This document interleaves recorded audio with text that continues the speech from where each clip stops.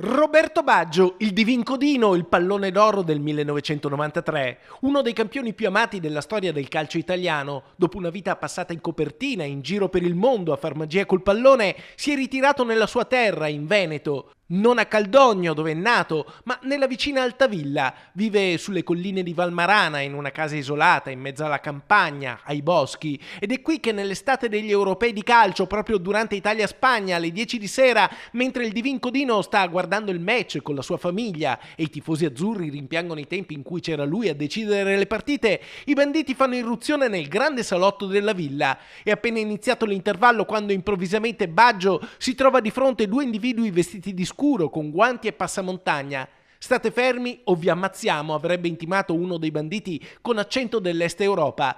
Roberto Baggio a quel punto prova ad affrontarli, vuole difendere sua moglie, i figli, la suocera, cerca di colpire i banditi, ma ne entrano altri due, poi un quinto, fuori c'è un altro che fa il palo. 3 sono armati, l'aggressione è fulminea, i criminali immobilizzano Roberto Baggio e lo colpiscono violentemente col calcio di una pistola sulla fronte. Finisce a terra e viene rinchiuso in una stanza con la moglie, i figli e la suocera. I banditi cercano la cassaforte, svaligiano la casa portandosi via soldi e oggetti preziosi. Perdono tempo a rompere serrature e catene che proteggono i fucili da caccia, ma lasciano nella sua teca il prezioso pallone d'oro. È alla portata, ma non lo prendono. Forse è troppo difficile da rivendere, forse non vogliono oltraggiare il campione più amato. Dopo 40 minuti, quando non si sentono più i rumori in casa, Roberto Baggio riesce a sfondare la porta e a lanciare l'allarme. I banditi sono già fuggiti.